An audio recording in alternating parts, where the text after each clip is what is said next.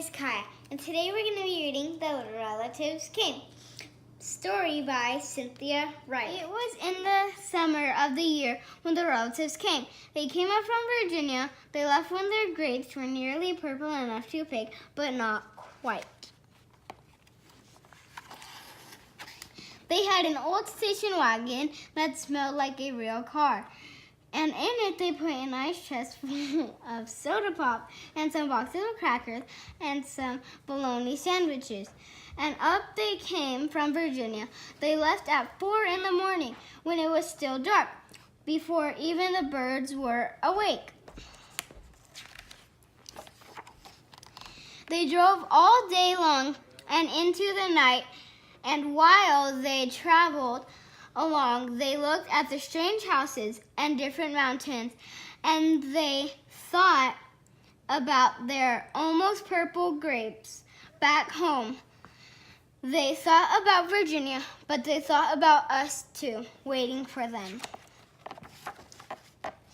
So they drank up all their pop and ate up all their crackers and traveled up all those miles until finally they pulled into our yard. Then it was hugging time. Talk about hugging.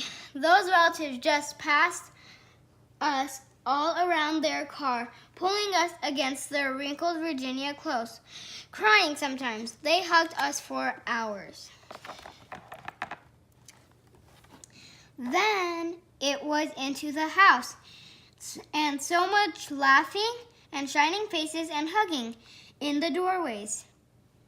You'd have to go through at least 4 different hugs to get from the kitchen to the front room. Those relatives. And finally, after a big supper, 2 or 3 times around until we all got a turn at the table, there was quiet talk. And we were in 2s and 3s through the house. The relatives weren't particular about beds, which was good, since there weren't any extras. So a few squeezed in with us, and the rest slept on the floor. Some with their arms thrown over the closest person, or some with an arm across one person and a leg across another. It was different going to sleep with all that new breathing in the house.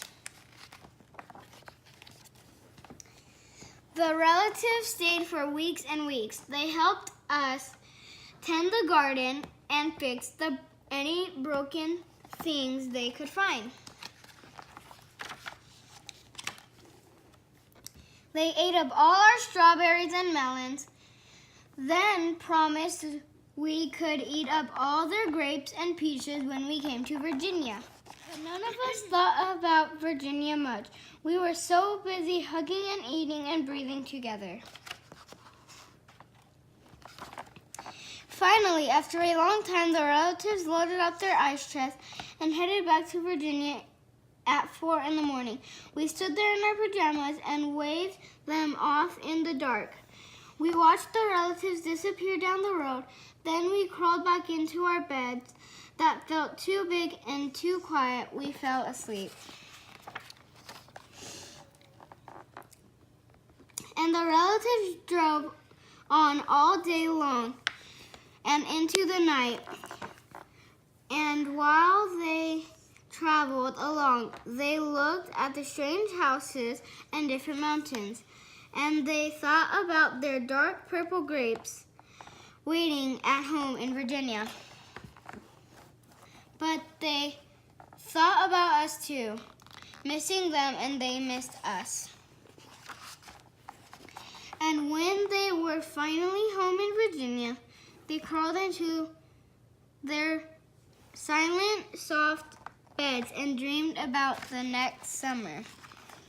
That was the end of our story.